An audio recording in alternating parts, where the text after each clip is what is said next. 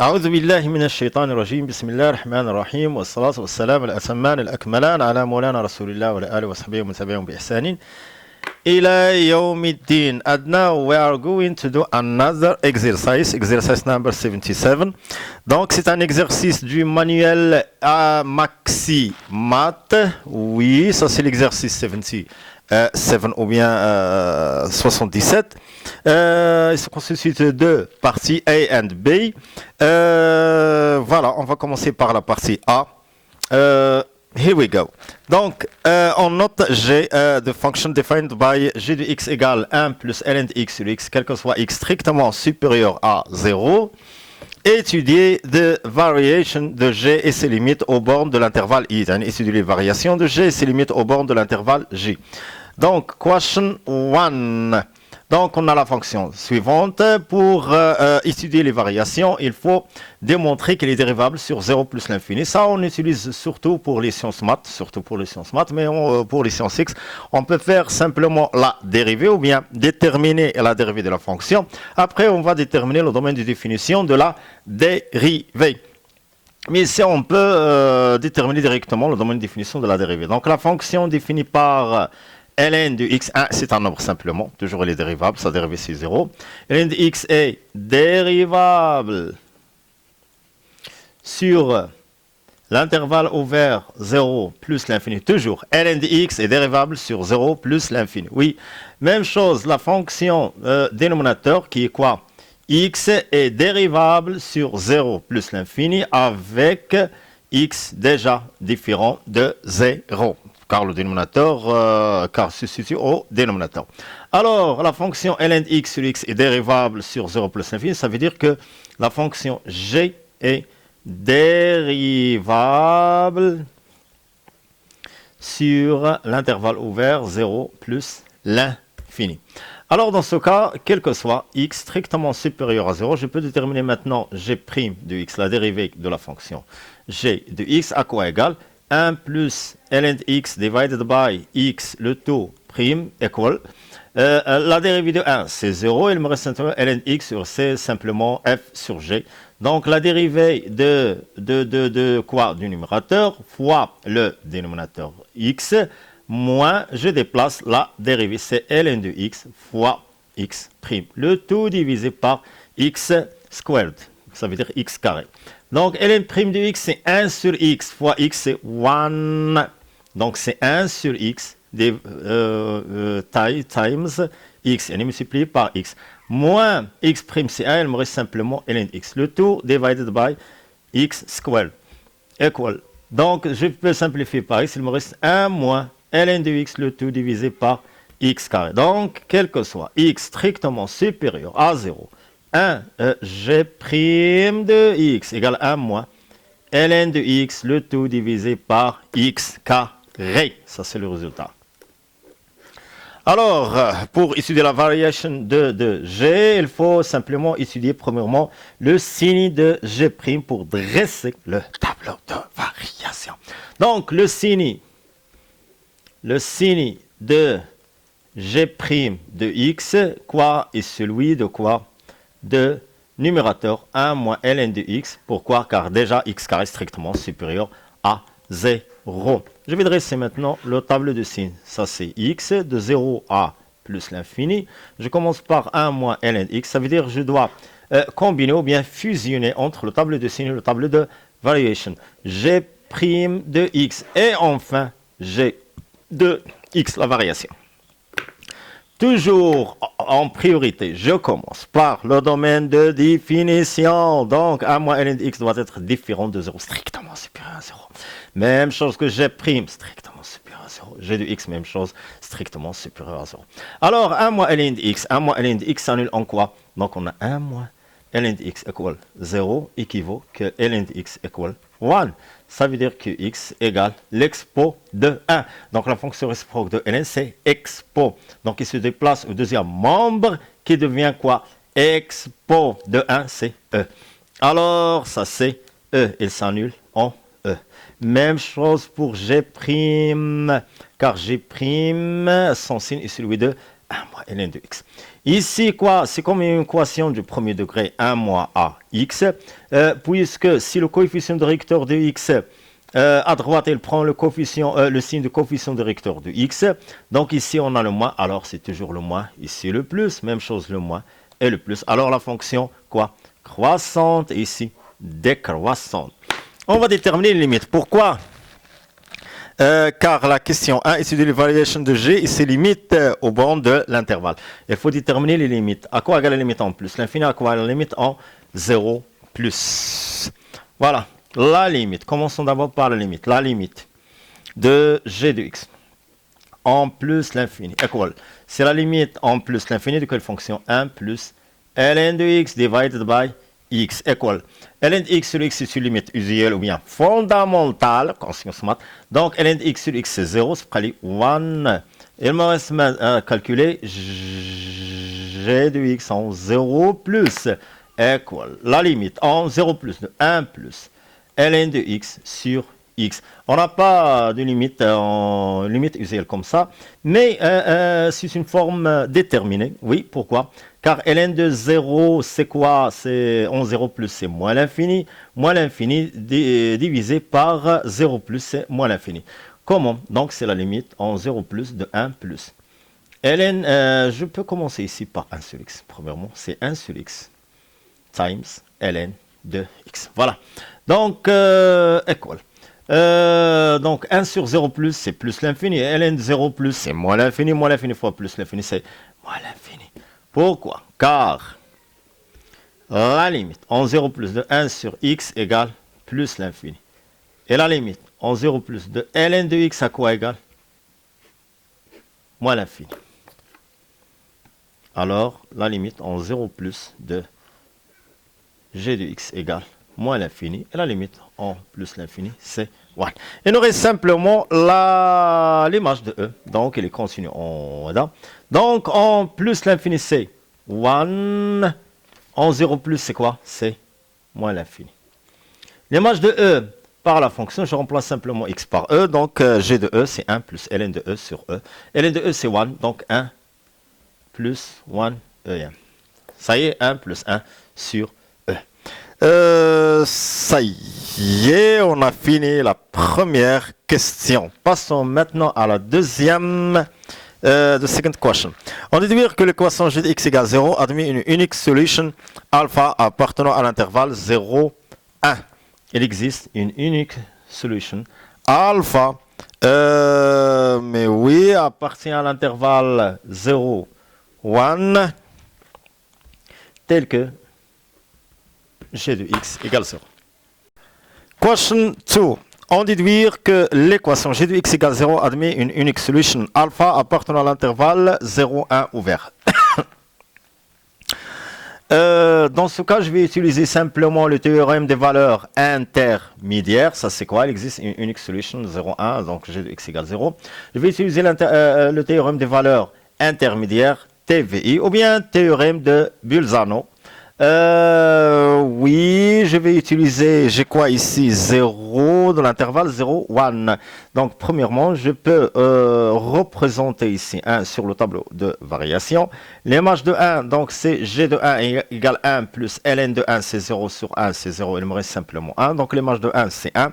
Et l'image de 0, pas d'image, car la fonction n'est pas continue en 0, car j'ai simplement la limite en 0 plus qui me donne moins l'infini. Alors, ces deux bornes 0, 1, il n'est pas continu en 0. Par contre, il est continu en 1. On n'a pas l'image de 0. Alors, dans ce cas, je vais utiliser presque la bijection. Je vais expliquer tout ça. Donc, il existe au moins un alpha appartenant à 0, 1, tel que g de x égale 0. En utilisant le théorème des valeurs intermédiaires, premièrement, la fonction g est continue sur l'intervalle ouvert 0, 1, ou bien sur 0, 1 fermé. Voilà, sur l'intervalle 0, 1 ouvert. De même, la fonction g est strictement croissante. Est strictement ENT, croissante, ça c'est R, croissante sur 0, 1. Donc, la première, la deuxième condition. On n'a pas la troisième condition pour dire qu'il existe une unique solution. Mais, car on ne peut pas dire G de 0 fois G de 1, on n'a pas l'image de 0. Alors, dans ce cas, je vais utiliser simplement l'image d'un intervalle. Donc, G de l'intervalle ouvert 0, 1, c'est quoi l'image de 0, c'est moins l'infini, c'est pas l'image, c'est la limite, c'est moins l'infini, et 1, c'est 1. Donc, c'est l'intervalle moins l'infini, 1 ouvert. Voilà. Je cherche où g de x égale 0. G de x représente une ordonnée ou bien une image. Donc, ça, c'est g de x, ça, c'est la ligne de g de x, y compris en même temps quoi? Le 0, car 0 comprend entre moins l'infini et 1. 0 appartient à l'intervalle ouvert moins l'infini, 1. Alors, ici, si la fonction est strictement croissante et continue, alors chaque abscisse x a une et une seule image ou bien ordonnée dans l'intervalle moins l'infini 1. Même chose, chaque élément de moins l'infini 1 a un et un seul antécédent. Antécédent, c'est la réciproque de l'image. Yani saber. Antécédent dans l'intervalle 0, 1. Alors, par exemple, 1, l'image de 1. Donc, 1 a une et une seule image dans l'intervalle moins l'infini 1. Son image, c'est 1. On ne peut pas avoir l'image de 1 égale 1 ou bien une autre valeur. Donc, c'est 1. L'image de 1 demi, une seule image. L'image de 1 tiers, une seule image. L'image de 1 dixième, c'est une seule image. Même chose. L'image d'une valeur appartenant à moins l'infini 1. Par exemple, moins 5 appartenant à moins l'infini 1. Il a un et un seul antécédent. 0 a une unique solution, 1 a un seul antécédent dans 0, 1 fermé. Alors, 0 appartient à moins l'infini 1. Ça veut dire qu'il existe un et un seul antécédent qu'on le symbolise par alpha appartient à l'intervalle ouvert 0, 1, tel que l'image de alpha c'est 0, g de alpha égale 0. Et c'est vrai, on a démontré qu'il existe une unique solution dans l'intervalle 0, 1 alpha tel que g de alpha égale 0. B. On note Hn, la fonction définie sur I0 plus l'infini par Hn de x égale x carré moins n plus n ln de x. Avec un annoncé naturel non nul. Première question. Ici, les variations de Hn et ses limites aux bornes de l'intervalle I. Premièrement, la fonction, donc on a quel que soit n dans n étoile, et on a x strictement supérieur à 0. C'est le domaine de définition de la fonction h de n. Premièrement, la fonction est continue sur 0 plus l'infini, car la fonction x carré moins n est un polynôme. Continue sur son domaine de définition, autrement sur 0 plus l'infini ouvert. Même chose, ln de x est continue sur 0 plus l'infini ouvert. Alors, 100% n, ln de x est continue sur... Donc, dans ce cas, je peux écrire Hn est continue sur 0 plus l'infini. Deuxièmement, on va passer à la dérivée. Pour étudier la variation, il faut calculer la dérivée. Pour dresser le tableau de variation et étudier en même temps les variations. Alors, je vais déterminer comme les sciences maths le domaine de définition. Je vais commencer en priorité par le domaine de définition de la dérivée. Au lieu de faire la dérivée, après je vais déterminer le domaine de définition de h. Premièrement, la fonction définie par x carré minus n est dérivable sur R, autrement sur 0 ouvert plus l'infini. Même chose, la fonction n, ln de x est dérivable sur 0 plus l'infini, car la fonction ln de x est dérivable sur 0 plus l'infini ouvert. Alors, la fonction h, n est dérivable sur 0 plus l'infini. Est dérivable sur 0 plus l'infini. Voilà. Alors, on va calculer maintenant la dérivée. Donc, quel que soit x strictement supérieur à 0 et pour tout n dans n étoile, je vais calculer h' de x. À quoi égal? Égal x carré moins n plus n ln de x, le tout au carré, voilà. Ça, c'est x carré moins n plus n ln de x, le taux. Pardon, c'est pas au carré. Prime, la dérivée, équivaut. Quand h prime n de x égale, la dérivée de x carré, c'est 2x. La dérivée de moins n, c'est 0. Plus n ln de x. On a n, c'est une constante, et x, c'est la variable. Alors, toujours, on a la dérivée d'une fonction de type a, f prime, avec a, une constante, c'est a. Je fais sur le a et j'écris simplement f prime. C'est j'ai quoi ici? Simplement la multiplication. Alors, je vais garder n. C'est quoi ln de x prime? C'est 1 sur x, ça veut dire n xième, n sur x. Ça, c'est quel que soit, toujours, quel que soit x strictement supérieur à 0, quel que soit x strictement supérieur, et pour tout n appartient à n étoile. Avant de dresser le tableau de variation, je vais calculer les limites aux bornes. La limite au 0 plus de ln, non, c'est pas ln, hn de x égale la limite en 0 plus hn de x, c'est quoi? C'est x carré minus n plus n ln de x. X carré tend vers 0, moins n c'est simplement une valeur moins n, plus n ln de 0 plus. Ln de x, lorsque x tend vers 0 plus, c'est moins l'infini, fois n qui est positif strictement supérieur à 0, c'est moins l'infini, reste toujours moins l'infini. Ça m'est égal pour moins n, n'importe quelle valeur. Toujours il reste moins l'infini, moins n avec x carré tend vers 0. Ça c'est 0, moins n, et ici on a moins l'infini, donc c'est moins l'infini. Même chose, la limite en plus l'infini de hn de x. Équal la limite en plus l'infini de x carré minus n plus n ln de x équal la limite en plus l'infini de x carré, c'est plus l'infini.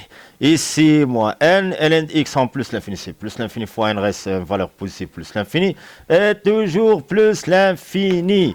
Alors, la limite en 0 plus, c'est moins l'infini, la limite en plus l'infini, plus l'infini. Quel que soit x strictement supérieur à 0, on a la fonction h' avec n appartient à n étoile. H' de n de x égale 2x plus x sur n. X strictement supérieur à 0, alors tout est strictement supérieur à 0. Donc, je vais dresser maintenant le tableau de variation. J'ai ici x, 0 plus l'infini, h' n de x, et enfin h n de x. Voilà. Je vais commencer premièrement par le domaine de définition. Le domaine de définition, donc, quel que soit x strictement supérieur à 0, pour la fonction hn et pour la fonction h'n. Alors, déjà, 0 est exclu, éliminé du domaine de définition. La fonction h' est toujours positive. Alors, la variation est strictement croissante. La limite en plus l'infini, c'est quoi? C'est plus l'infini. La limite en 0 plus, c'est quoi? C'est moins l'infini. Question 2. On déduit que l'équation hn de x égale 0 admet une unique solution Bn et que cette solution est dans l'intervalle 1, 3. Je vais utiliser simplement le théorème des valeurs intermédiaires. Premièrement, en se basant toujours sur le tableau de variation. Premièrement, on a hn est une fonction qui est continue sur... Premièrement, je vais faire l'étude simplement sur l'intervalle 0 plus l'infini. Hn, en même temps, est strictement croissante, ou bien monotone, sur le même intervalle 0 plus l'infini ouvert. Alors, 100% il admet une unique solution. Dans ce cas, je peux prendre en particulier l'intervalle 1, 3. De même, on a hn de 1 times fois hn 3 à quoi égal? Si je remplace ici hn, ça c'est la fonction, se trouve la fonction. On a la fonction hn de x, x carré moins n plus n ln de x. Hn de 1, je vais remplacer x par 1, donc 1 au carré c'est 1 moins n. n ln de 1, ln de 1 c'est 0. Facteur, je remplace x par 3, c'est 3 squared, il y en a 3 au carré, moins n, ça fait 9 directement. 9 moins n plus n ln de quoi? De 3. Alors, 100%, il est inférieur ou égal à 0. Pourquoi? Car déjà, on a n appartient à n étoile. Ça veut dire que n supérieur ou égal est un entier supérieur ou égal à 1.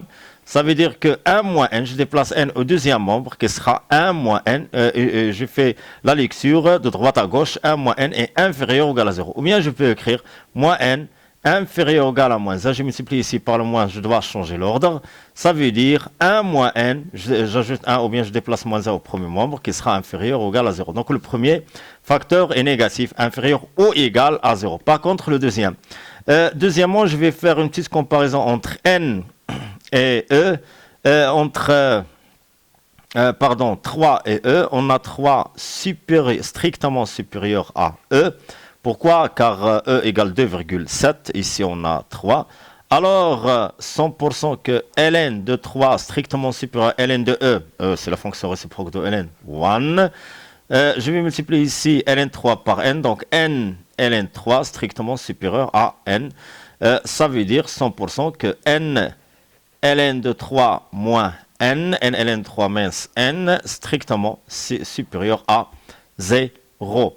Donc, c'est une valeur positive. Ça, c'est n ln3 moins n ou bien moins n plus n ln3. En ajoutant le 9, toujours, il reste positif. 9 plus n ln3 moins n. Ici, ça, c'est 9 plus n ln3 moins n.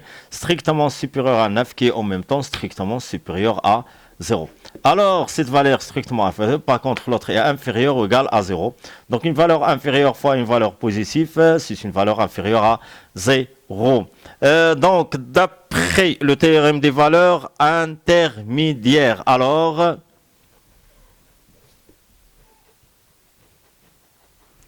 d'après le théorème des valeurs, TVI, pardon, théorème des valeurs intermédiaires, donc, Hn de x égale 0 admet une unique solution bêta n qui appartient à l'intervalle fermé 1, 3. Pourquoi? Car déjà on a inférieur ou égal, puisqu'on a l'égalité, je dois avoir des crochets qui sont fermés. Étude d'une famille de fonctions. L'objet de ce problème est l'étude de quelques propriétés des fonctions fn avec n antinaturel non nul défini sur i, 0 plus l'infini ouvert, par fn de x égale x moins n ln de x sur x. On note Cn la courbe représentative de la fonction fn dans un repère autonormé unité de graphique de centimes. A, démontrer que f'n de x égale hn de x sur x carré, quel que soit x strictement supérieur à 0. Et en même temps, n appartenant à n étoile. Donc, comme j'ai déjà dit, je peux déterminer le domaine de définition de la dérivée de la fonction. Ça veut dire d de fn prime. Ça, c'est ce qui est par habitude toujours pour les sciences maths. Pour les sciences X, vous pouvez simplement calculer la dérivée de la fonction et après, vous pouvez découvrir ou bien déterminer, dans ce cas, le domaine de définition. Donc, pour moi, j'ai la fonction x moins n est une fonction et dérivable sur l'intervalle ouvert 0 plus l'infini. La fonction ln de x est dérivable sur 0 plus l'infini. Même chose, la fonction x est dérivable sur r, autrement sur 0 plus l'infini ouvert, car 0 plus l'infini inclus dans R, autrement dans 0 plus l'infini, car il est inclus dans R. Alors, x est différent de 0 sur l'intervalle i, qui est quoi? 0 plus l'infini, se situe au dénominateur. Alors, la fonction ln de x sur x est dérivable sur 0 plus l'infini.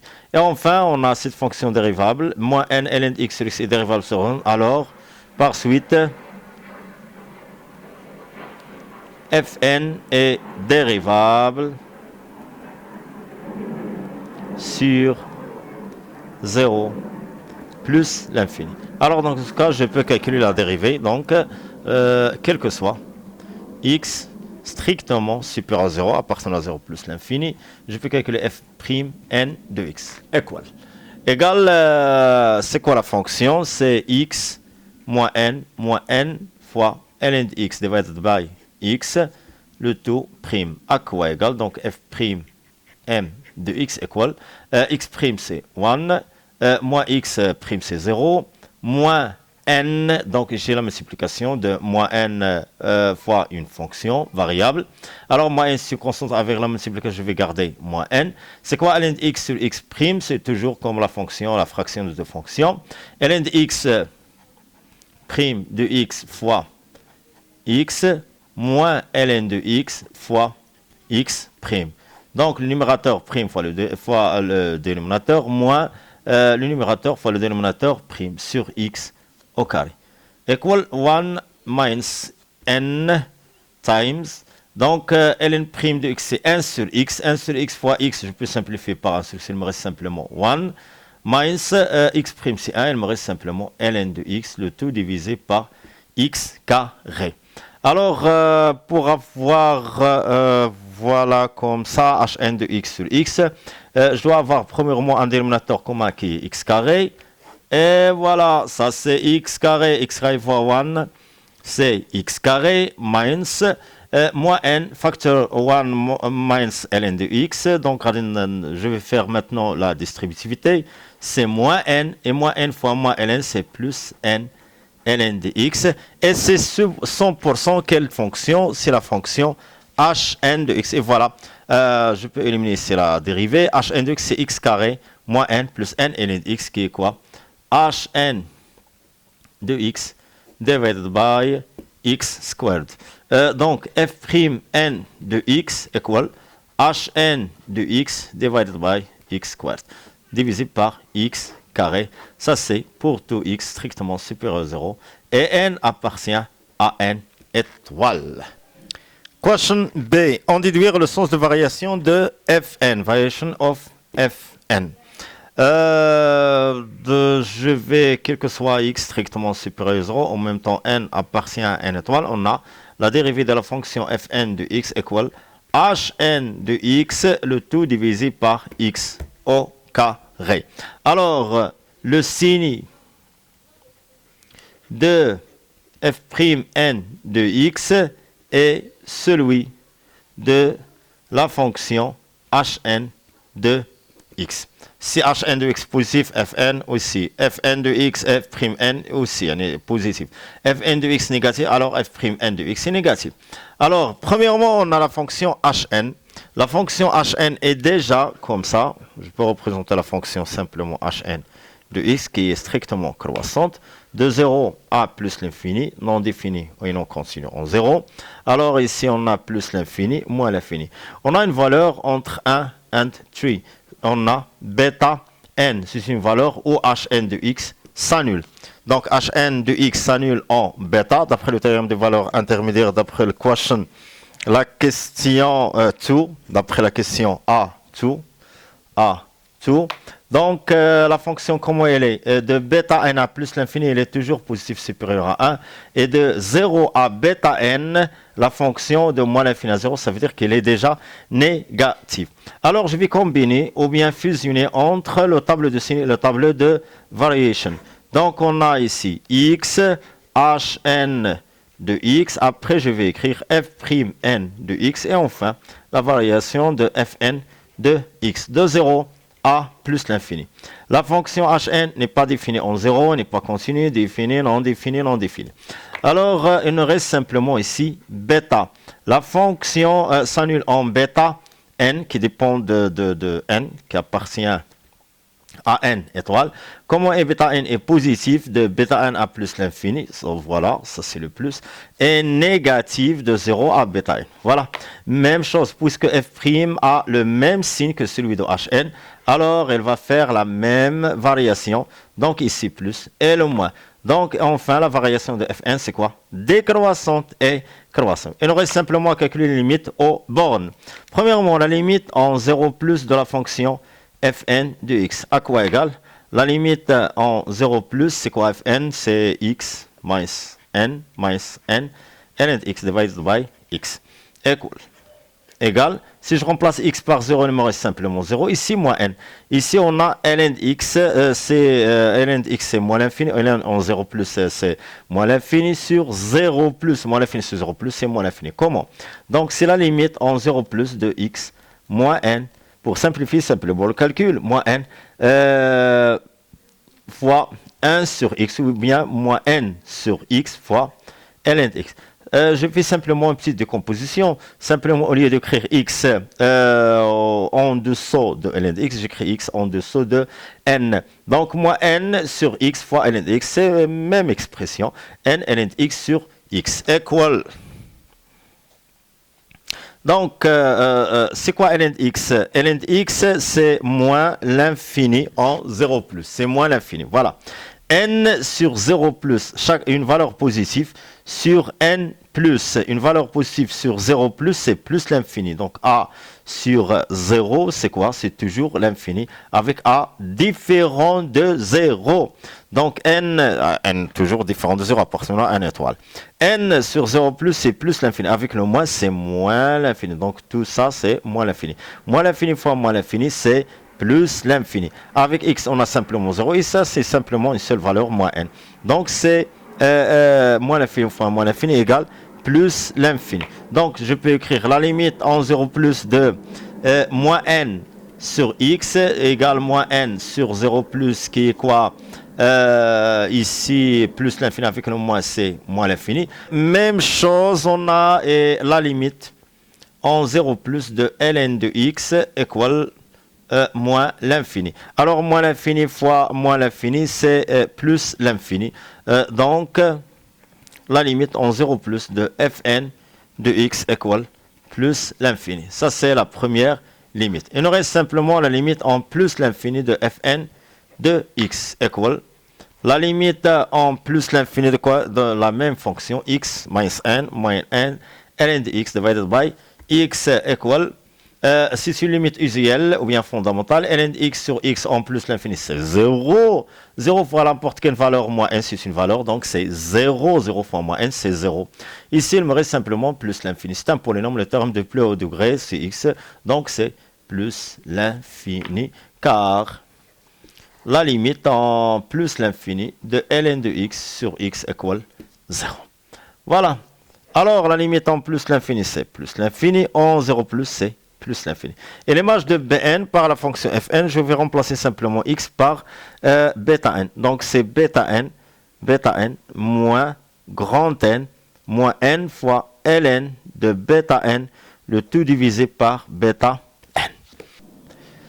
Question 2a. Démontrer que la courbe Cn admet une asymptote oblique delta n. Premièrement, on a la limite en 0, c'est en 0 plus, c'est plus l'infini. Donc, on a une asymptote, mais c'est une asymptote qui est quoi? D'après ce tableau, elle est verticale, x égale 0. D'équation x égale 0. L'asymptote oblique, on obtient l'asymptote oblique d'après quoi? La limite en l'infini qui nous donne simplement l'infini. Alors, je peux faire la méthode traditionnelle, la limite fn de x divisé par x, c'est nous donne a f de x moins ax pour avoir une asymptote oblique. Ou bien la fonction, je fais la différence de la fonction avec une équation affine pour qu'il me donne 0. Donc, d'après l'équation, on a d'après la fonction, on a la fonction si x moins n moins n ln de x. Alors 100% ici, ln de x sur x en plus l'infini c'est 0 d'après la limite usuelle ou bien fondamentale. Il me reste simplement x moins n qui est quoi? Une fonction affine. Donc premièrement, la limite en plus l'infini de fn de x minus entre parenthèses x moins n. À quoi égale? C'est la limite en plus l'infini. Quelle est la fonction? C'est x moins n ln de x divided by x moins x moins n par développement moins x plus n. Donc je peux simplifier ici par x en même temps par n. Il me reste simplement la limite en plus l'infini de moins n ln de x divided by x. Donc, c'est 0 d'après la relation fondamentale ou bien la limite fondamentale ou bien usuelle. Alors, dans ce cas, je peux dire que la courbe C de n admet une asymptote, voilà, oblique, delta n d'équation, quoi, y égale quoi, x, la fonction affine, x moins n. Je sens que n dans n étoile. N étoile. Question B. Étudier la position de C de n par rapport à delta n. Alors, pour l'issue de la position, je vais faire simplement la différence entre la fonction qui représente la courbe C de n et l'équation qui représente la droite delta n. Fn de x moins y, ça c'est l'équation, ça c'est la fonction et l'équation en même temps. À quoi égale Fn de x déjà égale x moins n ln x divided by x moins y qui est quoi en même temps c'est y moins n, ça c'est quoi x moins n, pardon. À quoi égale x moins x et moins n plus n. Après la distributivité, on a moins n ln de x divided by x. Alors, le signe de f de n de x moins y est le signe de moins n ln de x, car x est toujours positif et n appartient à n étoile. Alors, je peux dresser directement le tableau de signes. Ça, c'est x de 0 à plus l'infini. Je peux voir simplement le signe est celui de moins n ln de x. Je peux le diviser par x. Ça, c'est fn de x moins y. Et enfin, la position relative. Donc, ici, on va éliminer le 0, toujours. Maintenant, pour la position, donc c'est ln de x, c'est x strictement supérieur à 1. Alors, ln de x strictement supérieur à 0, avec le moins, donc c'est 1. Il s'annule en 1. Car moins n ln de x sur x égale 0, ça veut dire moins n ln de x égale 0, ça veut dire que ln de x égale 0, ça veut dire que x égale 1. Ici 0, ici en même temps 0. Si x supérieur à 1, alors ln de x strictement supérieur à 0, avec le moins c'est négatif. Même chose ici, il est positif. Même chose pour fn de x moins y, moins plus, ils ont même signe. Alors ici pour le plus... quoi donc fn de x supérieur à y. Alors c de n est au-dessus sur, ça veut dire sur, et au-dessus de delta n. Pourquoi car fn de x supérieur à y. Ici on a le contraire, fn de x inférieur à y. Toujours je commence par c de n et en dessous de delta n, ça veut dire en bas. Voilà. Ici, ça c'est le point d'intersection entre fn de x et y au point A. Donc, A de coordonnées 1 et son image. L'image de 1, simplement, c'est 1 moins n. 1 moins n. Et c'est vrai pour la fonction fn, on peut écrire ici, pour 1, c'est 0, et il me reste simplement 1 moins n. Voilà, en se basant toujours sur Hn et Fn. En même temps, on va voir voilà, la valeur de bêta n, ou bien la valeur approximative, si on n'a pas la valeur exacte. Et je crois enfin quoi l'équation de l'asymptote oblique y égale. Donc, dans ce cas, delta 1, son équation est y égale x moins 1, car on a n égale n est remplacé par 1. On va chercher maintenant B1.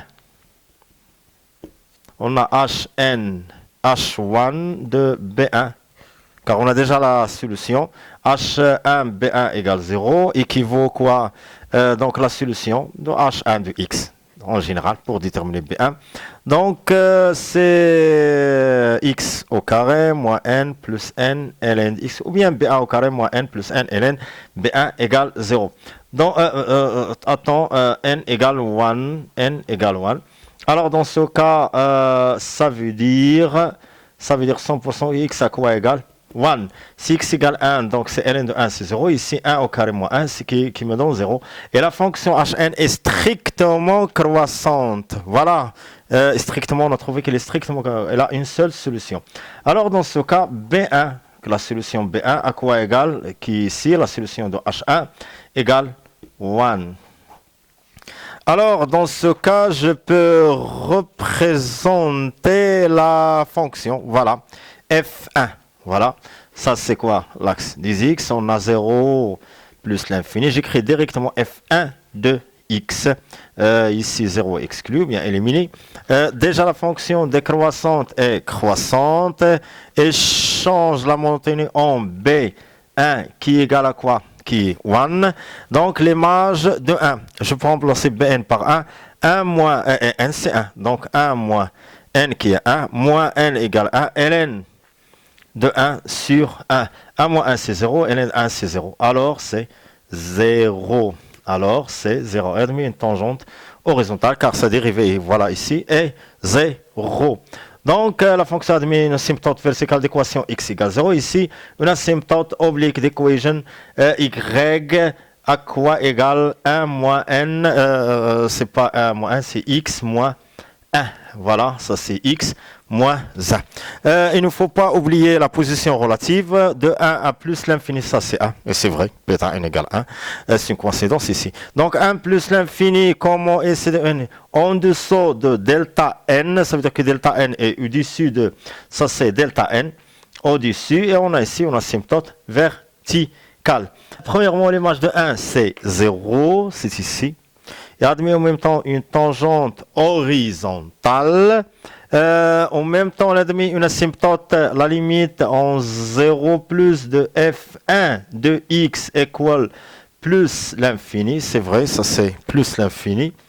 C'est ici, en 0 plus c'est plus l'infini. Elle admet une asymptote verticale d'équation y égale 0. Donc ça c'est y.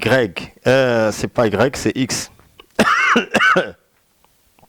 X égale 0, je peux avoir ici deux traits, un est vertical, l'autre est... si j'ai ici une valeur avec l'infini ou bien l'infini avec une valeur, je vais choisir simplement la valeur. La valeur se trouve quoi? Sur le trait vertical. Alors elle admet une asymptote verticale d'équation x égale 0. X0, c'est l'axe des ordonnées. Alors, comme ça... Et les tangents, comme ça, vers la courbe descend jusqu'à ce point. Après ce point, on peut avoir une fonction qui est croissante et avoir une tangente, une asymptote à l'infini d'équation y égale x moins 1. Je vais représenter x moins 1. Moins 1 représente l'ordonnée à l'origine. Je suppose que ça c'est moins 1.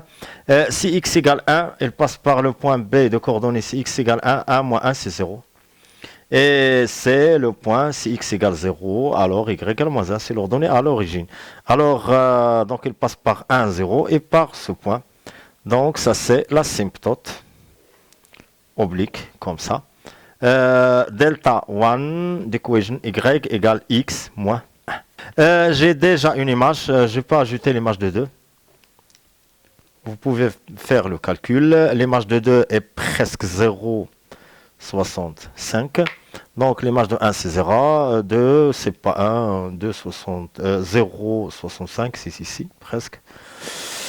Alors la courbe est comme ça, elle a mis une asymptote verticale comme ça. Donc la fonction est descendante jusqu'à ce point, comme ça, passe par ce point, voilà. Elle a mis quoi? Une tangente à gauche et à droite, horizontale, et passe par ce point pour avoir une, quoi, ici, une asymptote oblique d'équation comme ça. Ça c'est l'asymptote, ça c'est la courbe de f.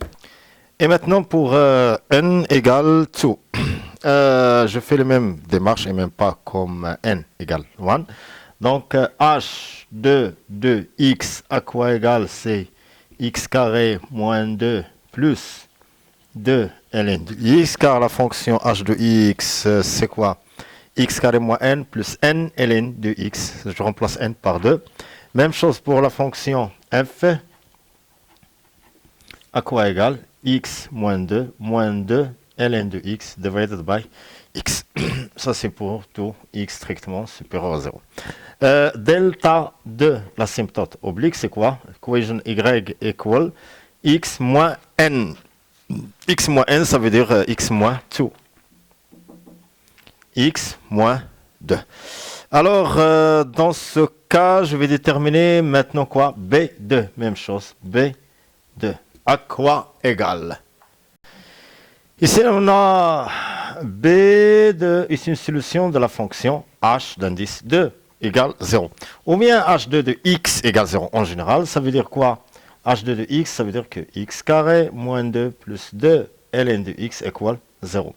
Alors, pour déterminer x, c'est un peu compliqué de déterminer vraiment la valeur de x.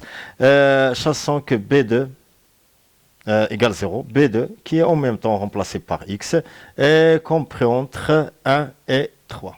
D'après la question précédente, entre 1 et 3, on a une solution entre 1 et 3. Voilà, ça y est, voilà b d'un n entre 1 et 3. Alors, je vais calculer maintenant l'image de 1. 100% l'image de 1 est négatif, l'image de 3 est positive. Pourquoi? Car Hn est strictement croissante. Alors, je vais calculer H2 de 1. À quoi égale H2 de 1? C'est 1 au carré moins 2 plus 2 ln de 1. À quoi égale? Ça, c'est 0. 1 moins 2, c'est minus 1. H2, je vais calculer pas 3. 2 pour déterminer un intervalle plus étroit que 1, 3. Donc, c'est 2 au carré qui est fort, minus 2 plus 2 ln de 2. Donc 4 moins 2 c'est 2 plus 2 ln 2 simplement sans faire de calcul strictement supérieur à 0. Autrement ln 2 égale 0,69 ou bien 0,7 presque. Donc strictement supérieur à 0 ici c'est une valeur inférieure à 0. Alors 100% que bêta 2 est compris entre quoi? Entre 1 strictement, c'est pas supérieur au gars, comme la première bêta 1 égale 1. Par contre ici, bêta 2 strictement supérieur est strictement inférieur à 2, car l'image de 1 est inférieure à 0, l'image de 2 est supérieure à 0, alors bêta 2 compris entre 1 et 2. Alors, dans ce cas, je peux représenter directement la courbe. Je vais redresser de nouveau la fonction f2 de x avant la représentation de 0 à plus l'infini, 0 déjà exclu. Bêta 2, c'est quoi? C'est la solution telle que, voilà, bêta n est la solution telle que il représente la valeur minimale avec une tangente horizontale.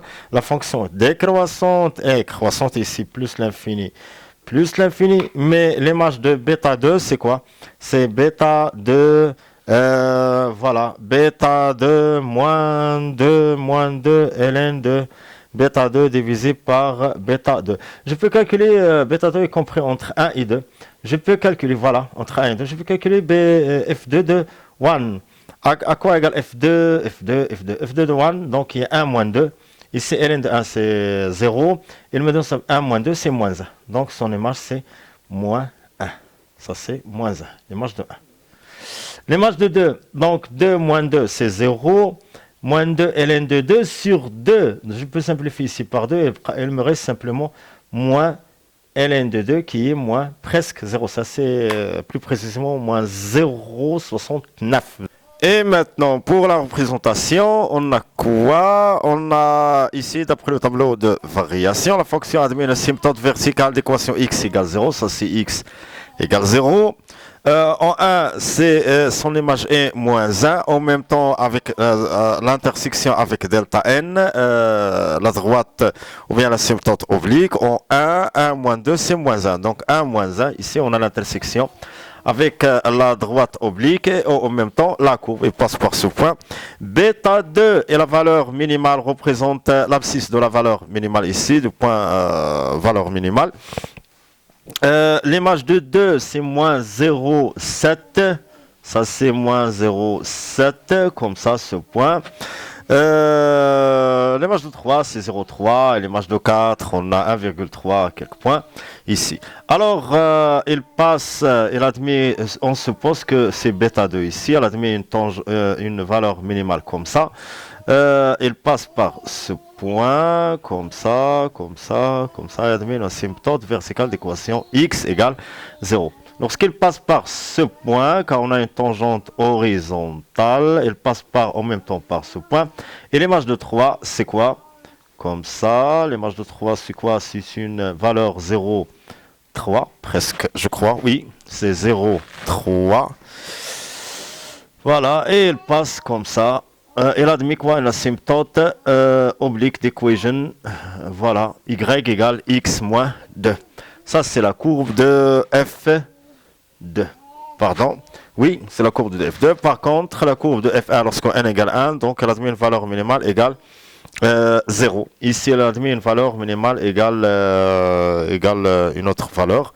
F, B2, une valeur minimale inférieure à moins 1.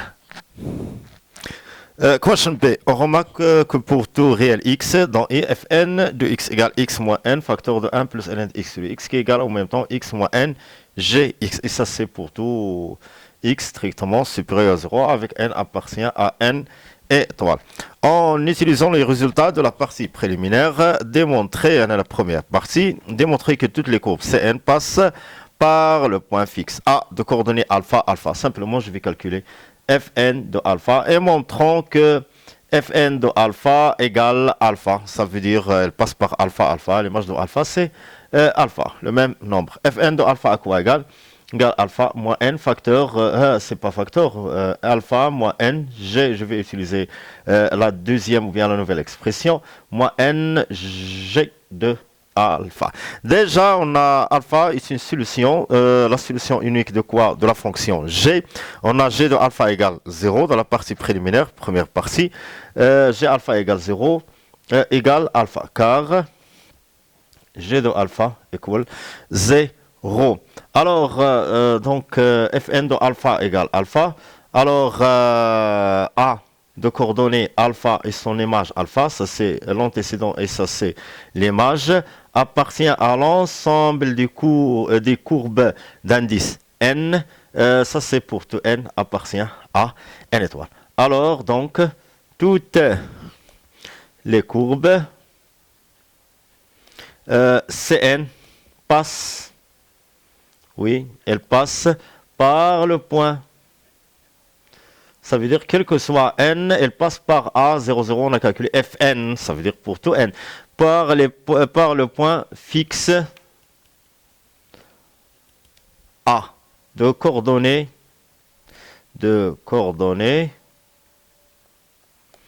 alpha, alpha. Question 4. Précisez les positions relatives de Cn et Cn plus 1. The relative position. Maintenant, pour déterminer les positions relatives, je vais calculer la différence entre... Je vais commencer par l'indice le plus élevé. Donc, n plus 1 x moins fn de x equal. Avec la nouvelle expression, voilà, la nouvelle expression c'est quoi? Fn plus 1, on a déjà Fn de x, voilà, ça c'est Fn de x equal x minus n g de x. Alors dans ce cas, Fn, je remplace ici n par n plus 1, donc x moins n plus 1 fois g de x. Minus Fn, c'est quoi? Je vais introduire ici le moins, c'est moins x plus n g de x. X moins x, donc c'est 0. Il me reste moins par développement moins n. G de x moins g de x. Je développe ici moins n fois g de x moins 1 fois g de x plus n g. Pardon, c'est g de x. Alors je vais éliminer tout. Il me reste simplement moins g de x. Donc le signe de Fn plus 1 de x moins Fn de x, c'est celui de quoi? De moins g de x. Alors on va voir maintenant la variation de g de x ou bien le signe de g de x ou bien moins g de x. D'après le tableau, je vais redresser en même temps le tableau de variation plus l'infini. Je vais écrire simplement g de x ou 0 exclu. La fonction, on a ici moins l'infini 0 et 1. Voilà, je vais prendre maintenant moins l'infini comme ça. Moins l'infini passe jusqu'à ce point pour arriver en 1. Ça fait. Donc on a ici 1. Ici on a 1 plus 1 EM en E. Ici, pour alpha, on a simplement 0. C'est une valeur qui est en dessous de 0. Et ici, on a moins l'infini. Ça, c'est 0. Ça, c'est moins l'infini, 0. Et ça, c'est le niveau de 1. Ici, pardon, ici, de valeur 1 plus 1. C'est une valeur supérieure à 1. Alors, la fonction G s'annule en un seul point, en 0. Donc, lorsque x compris entre 0 et alpha, comment est la fonction? Inférieure à 0. Donc, la fonction est négative. Comme ça. Et si elle appartient à alpha plus l'infini, la fonction est toujours positive au-dessus de l'axe des abscisses, au-dessus de 0. Donc, elle est totalement positive. Voilà. Alors, dans cet intervalle, la fonction positive, ici, on a la fonction est négative. Alors, je vais dresser le tableau de position relative, comme ça. Ça, c'est x. Je vais le fusionner avec le tableau de signe. Donc, à quoi égale fn? Donc, c'est moins g de x. Toujours 0 exclu dans toutes les fonctions. Moins g de n. On a fn plus 1 de x moins fn de x. Et enfin, on a la position relative. Relative position. De 0 à plus l'infini. Donc, pour étudier le signe, on a simplement 0. Alpha, alpha, plus l'infini. On a g de x en alpha, g de alpha égale 0. Donc, moins g de alpha, c'est 0. La fonction, lorsque x est inférieur à alpha, la fonction est négative. Mais on a moins g de x, c'est l'opposé, alors la fonction est positive. Par contre, ici, positif avec le moins, c'est moins. Même chose, le signe de fn plus 1 moins f2 est celui de moins g de x, qui est égal à moins g de x. Donc, toujours positif, moins. Même si, ici, on a... Ça, c'est quoi? Le point d'intersection des deux courbes, Fn plus 1 et Fn. Puisqu'il est positif, alors Fn plus 1 est supérieur à Fn. Alors, la courbe de Cn d'indice n plus 1 est au-dessus, fauqa, et au-dessus de Cn. Par contre, pour les négatifs, puisqu'il est négatif, Fn plus 1 inférieur à Fn, alors Cn plus 1 est en dessous de C2. Pardon. Ici, le point d'intersection, je vais prendre le point A. Je dois prendre le point A, car j'ai déjà, d'après la question précédente, on a le point commun appartenant à toutes les courbes, ou bien l'allure des courbes, Cn d'indice n, quel que soit n appartenant à n étoile, c'est A de coordonnées 1 à alpha alpha. L'image de alpha est toujours alpha. Et merci.